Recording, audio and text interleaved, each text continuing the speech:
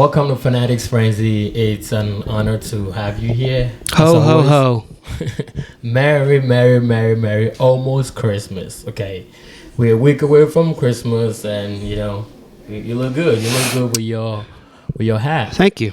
But, hey, welcome, everybody. And, today we're back again. We missed you last week, but, of course, your boy is here, Dennis, and we have SK, Silent Killer, with us today. We missed you last week, but... Hey, man, family events take precedence, so apologize, but I'm back. Glad to be back. Still kind of fighting through a little bit of the tail end of the flu, so we'll try to... We're not quite 6 feet, but I think does that only apply to COVID? I think it was COVID, honestly. Yeah, nobody cares Nothing else? Yeah, nothing else, but...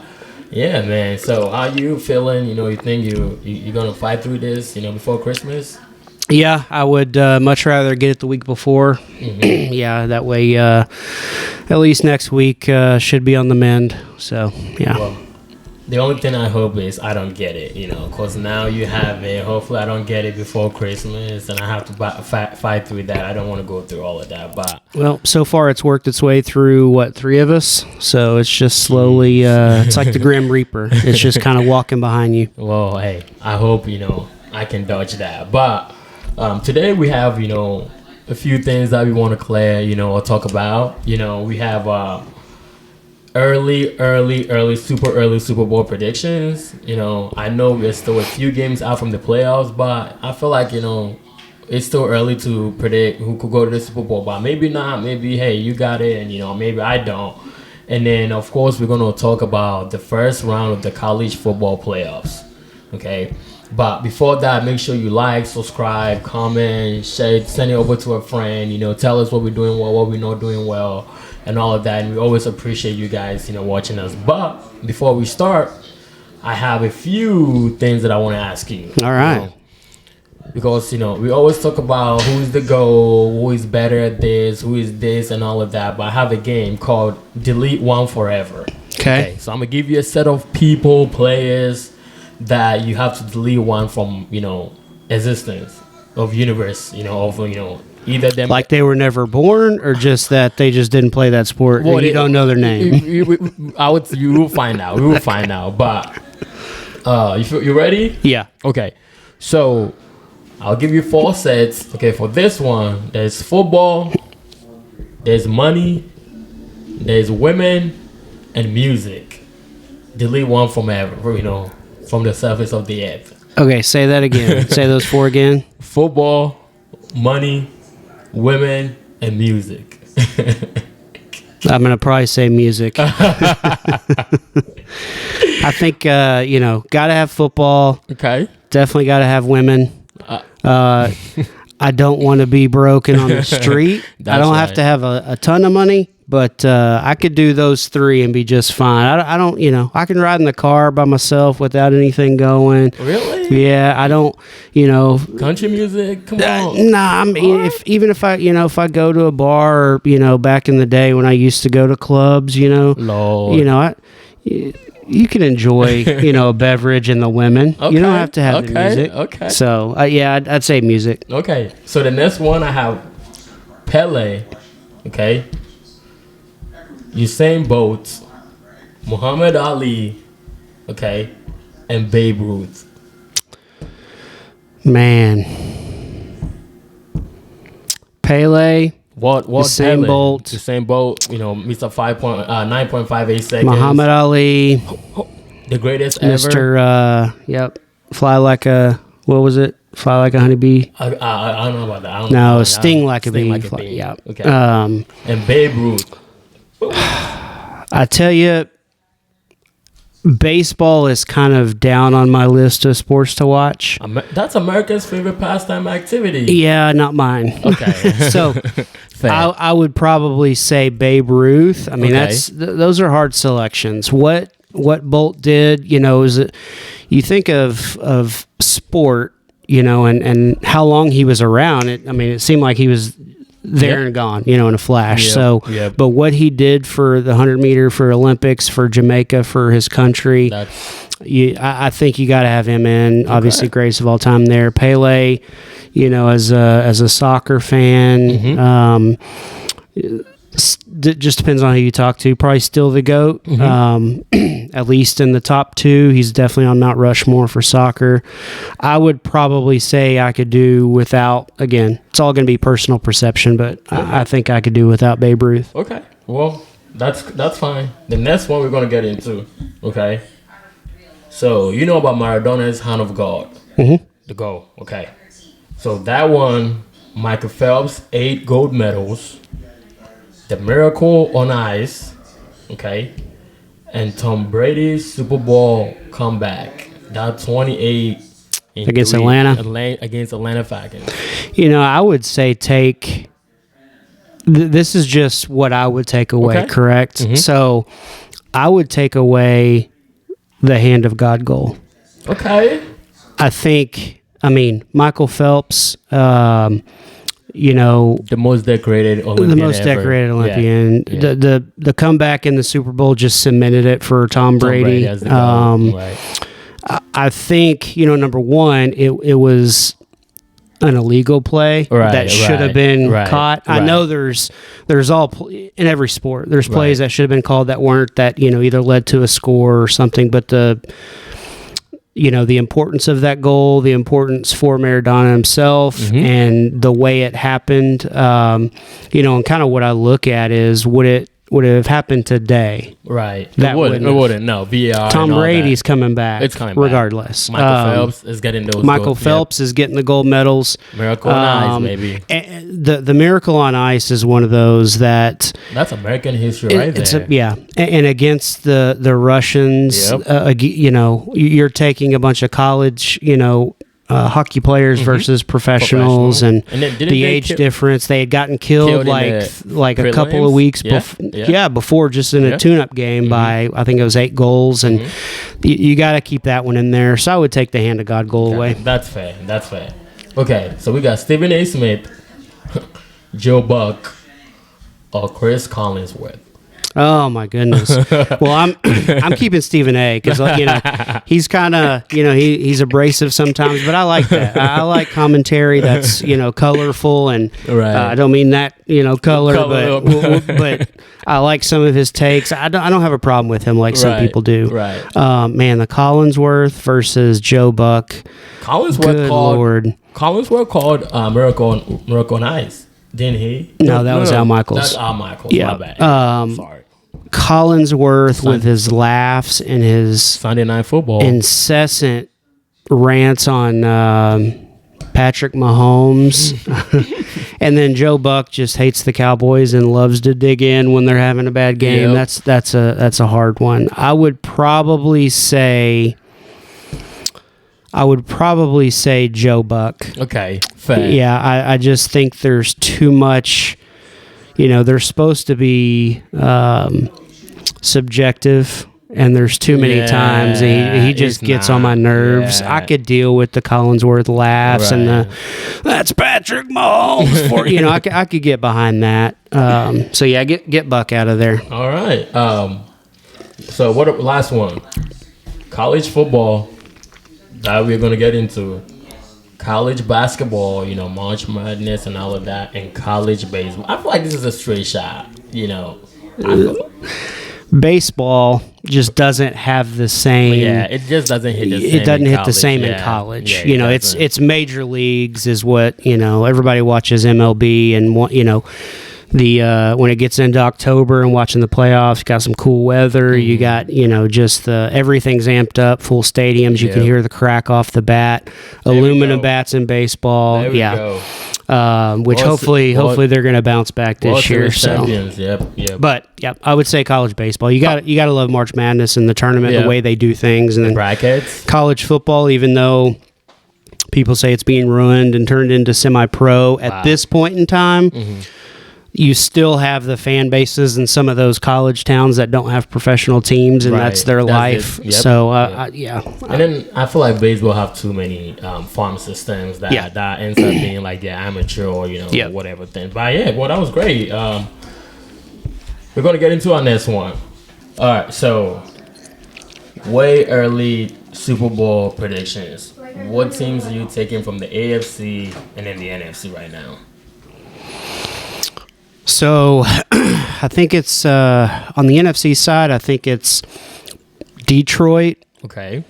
I think it's Philadelphia. Okay. I think that the gap has gotten a little bit bigger between Philadelphia and Detroit just based on the injuries. Okay. Injuries have decimated Detroit. They had another, 3 or 4 that went down last total game. Yeah. So, I like what the Eagles are doing because they've found a way to win in different ways. They're not, just incredibly explosive on offense one game and they, then they can't win the tough games. They're, they're good defensively. They can obviously run the football when they need to.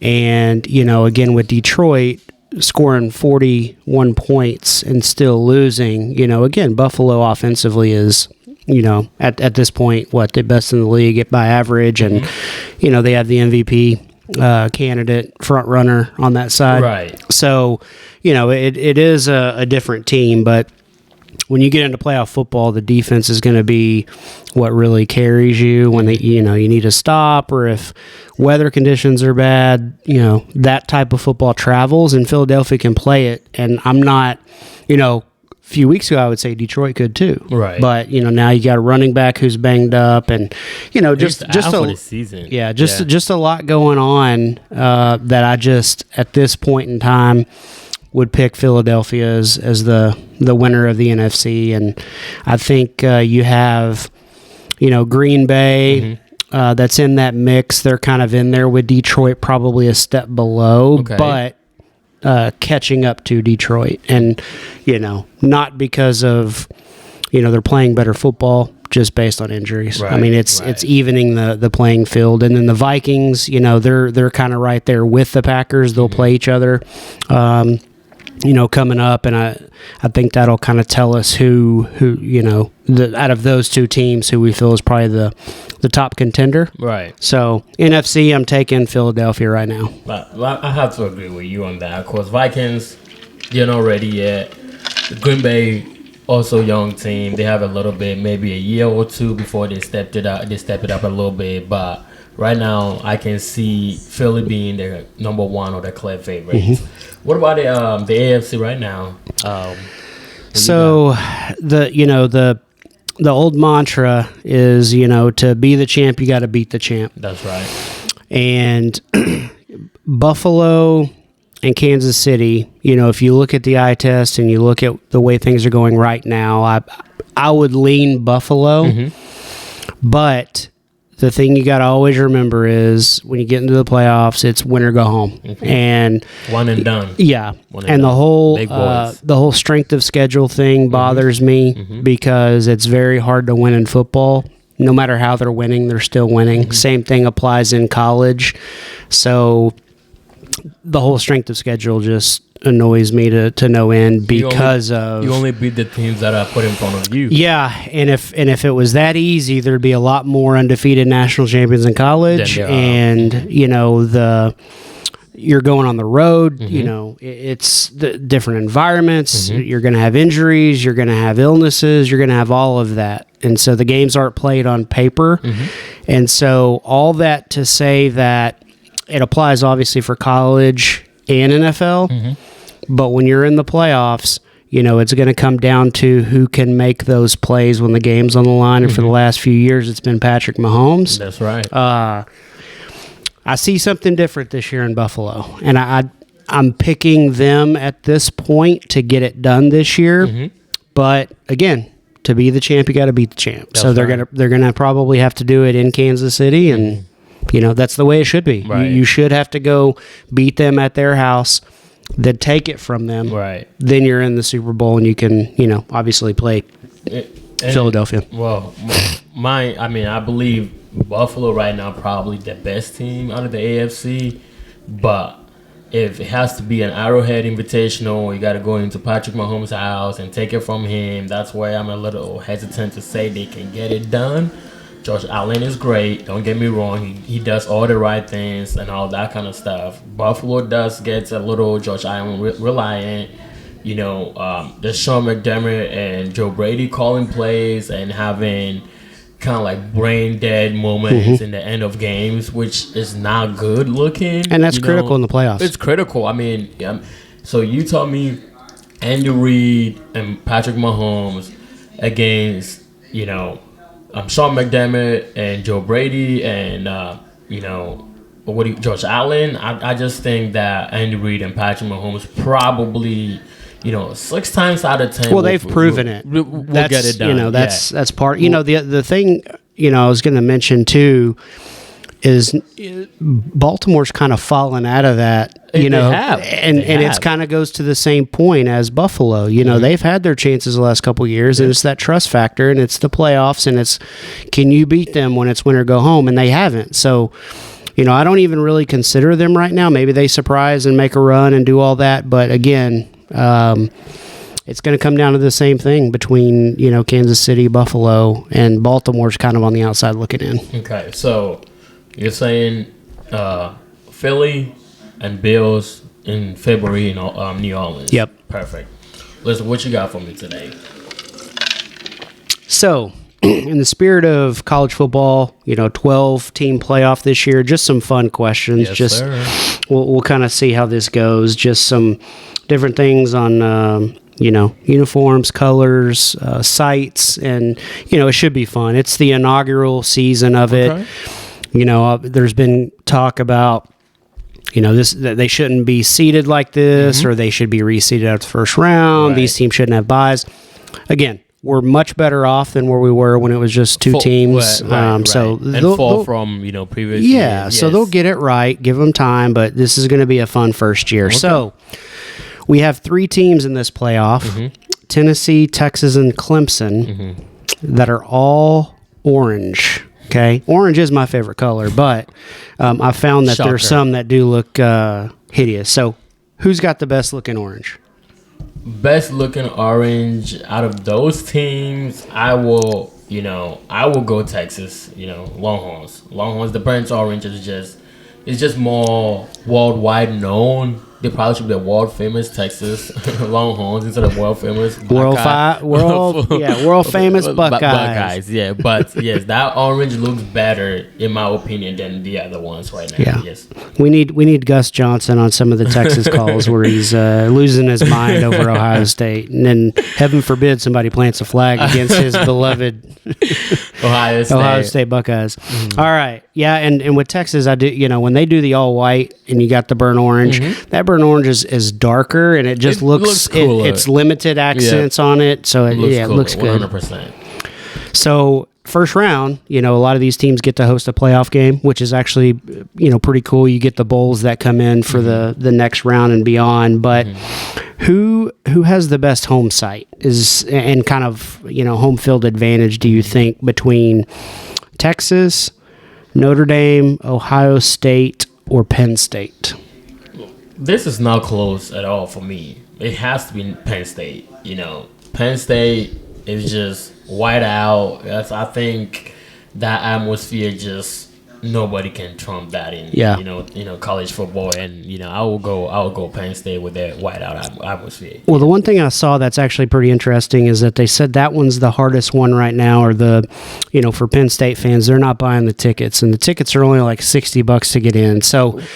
The whiteout thing, it's a noon game, it's...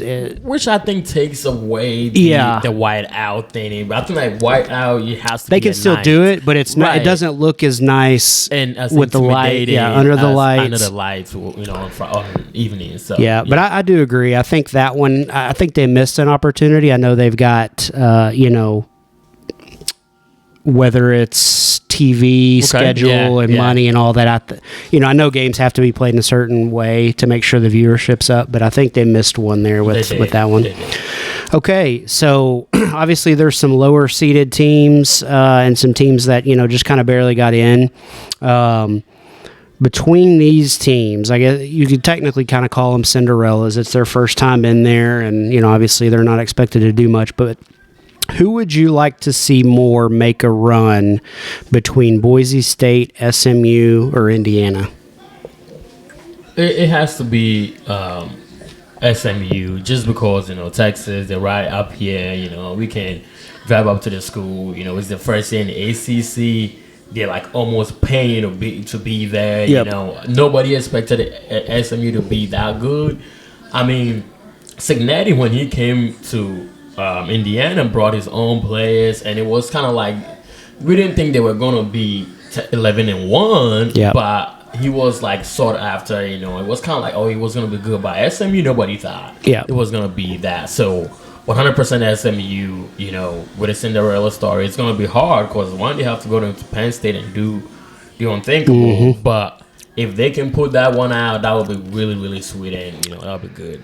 I do think it'd be kind of cool to see Genty, got however you want to call it, whether it's snubbed or the right guy won the Right, Heisman, whatever you want right. to say. But for him to make a run in the playoff and That would really, be- right. it would be cool to see. But mascots, so variety of mascots from the weird leprechaun at Notre Dame for Notre the Fighting Dame. Irish. You got Uga.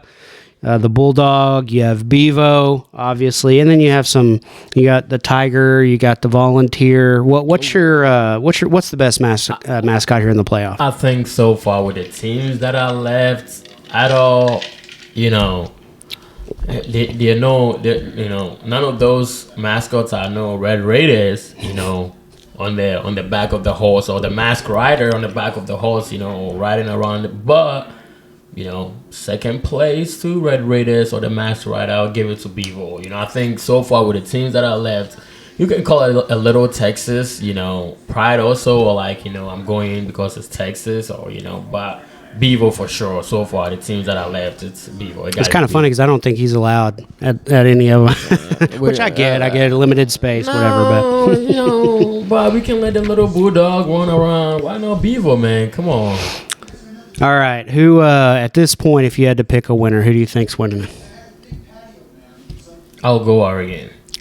Because I feel like any of the other teams have to go through kind of like a gauntlet. Mm-hmm. And Oregon was going to have to go through a gauntlet after this round. But I just think they've just been the overall. I mean, of course, they're number one. But I feel like Most consistent, probably. And probably get it done. Yeah. Okay. All right. Well, that's it. That's the ones I had. All right. Let's get into the first round of the college playoffs. Okay. And the first game that we will talk about is Indiana at Notre Dame. Both 11-1. Notre Dame. The game is at Notre Dame, and Notre Dame are 7.5 point favorites. So I like Notre Dame in this one. Okay. This is probably one of the easier ones that I feel will happen, even though it's not the highest point spread. I just like what Notre Dame is, in my opinion, underrated in the trenches on the offense and defensive fronts, and I just see it. I think I could see this game being a little bit closer. Throughout probably even the third quarter than people think, and then I think towards the end, just with them running the ball and kind of leaning on Indiana, I think the fatigue and just the lack of depth. Depth is going to be the biggest thing in the playoffs. It's not just about your first 11. Yeah. Because a lot of these teams' first 11s are strong. Right. Even the ones that you consider Cinderellas, they can surprise you. But it's going to come down to that depth. And I think just the wear over 4 quarters. Yeah. Notre Dame puts it away. Towards the end, and I think they end up winning this one. And I'll take Notre Dame over the spread. I think they cover. Okay. So I do like Notre Dame in the game. Notre Dame, just because I think Notre Dame probably has the better experience or have more experience against Indiana. Indiana is good, but when they play, we saw when they played, against Ohio State. So I do like Notre Dame in this game. I like Marcus Freeman. I think they're gonna be smash mouth football, toughness, physicality, and all of that. And I do take Notre Dame with the points also. So, okay. The next one will be SMU and Penn State. So this one intrigues me quite a bit. because you got a couple different narratives here, and I can see this one. I could see SMU actually pulling this game out. I'm not gonna pick them to do it. I think it's going to be closer than the spread. Mm-hmm. I just think that, with SMU, with their quarterback being able to make some plays with his feet, move around, I think again, it's going to cause some issues for Penn State. I think Penn State has too much riding on this game, and they've heard all the noise, and I think they're going to come out. SMU is just going to kind of hang around. I think they'll get back in the game late. So I do think Penn State wins, but I do think SMU will actually cover this spread. What is it, 8.5 for this one? Yeah. I think it's probably a touchdown, so it's not, and I could see it being even a 14-point game or, 2-touchdown game, and then SMU kind of scores one late. It's not really like they're in the game, but just kind of make the score where it is. And, again, could see it, but I just think Penn State benefit playing at home, even though it is a noon game. Right. Going up there, just the travel requirements, and everything that toll takes on your body. People don't, really take that in consideration. Reps, man. That's So I have Penn State also with this game because it's just Penn State just hammers and beat the teams. Maybe not hammers, but they beat the teams that they're supposed to be, and they're supposed to be the SMU, no doubt. So I would take Penn State in this game. I think finally SMU's Cinderella story up to now ends. We would like for it to continue, but right now I think that ends over at Penn State, and James Franklin and those boys finally gets it done. And you know what? I think, fighting James Franklin. Yes, sir. Yes, sir.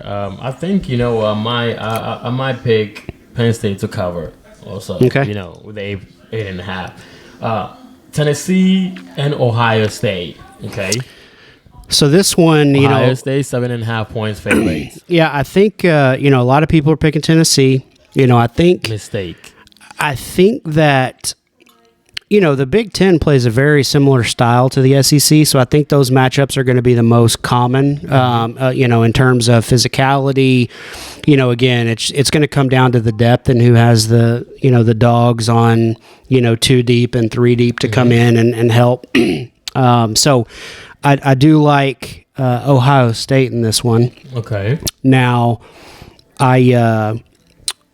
with the 7.5, I think I'm going to pick Ohio State to cover this. Okay. I think it's probably going to be, maybe 9. I think it's going to be one of those where, either they score late to kind of put the game away. I think it's going to be something in that. I don't think they're just going to blow Tennessee out. But I just think, again, Tennessee, a young team. They've got to get some more experience. Ohio State, I just don't believe there's any way they lose 2 in a row at home. So I'm going to go ahead and pick them, and I'm going to pick them to cover. Yeah. I mean, Ryan Day is probably the most, That seat's hotter than butter on a skillet, I'll tell you. Yeah, so he needs to win. I doubt he loses 2 games in a row. I think he gets it done against Tennessee. If he loses this game, he's out. Yeah, 100%. And he loses to Michigan. He really doesn't lose to anybody else. No, I mean, his record against other teams is outstanding. And again, I think if he does lose, he probably doesn't get a chance to shake the other coach's hand before he's gone. So They just need to play this game with their receivers and all of that. Yep. Play the game. Spread it out. Yeah, they'll be 100% fine. And then, a lot of people don't know, but you're a big fan of Dabble from Clemson, okay? And they're playing your beloved Texas Longhorns in Austin. Texas 11.5 points favorite. So, are you torn about this game at all? It's like, you love Double, and then you love Texas. And nah. So, I tell you, I really started liking Dabo many years ago. There was a game they played. I think they were playing Notre Dame. It was a night game, ACC, night game for them. And it was rainy, it was wet, it was sloppy, and they handled Notre Dame, and he came out and gave this speech, and it was the Bring Your Own Guts speech. And, talks about we give you a room and board, we give you scholarship, we can't give you guts. Right. I started liking him from that point and really followed him, what he teaches the guys and all that. Over the last probably 2 seasons, he's kind of rubbed me a little bit, and not to where I dislike him, but I think he could handle things a little bit better. How he communicates, what he, I get his point and how he wants to hold his roster with his guys and his recruits and all that.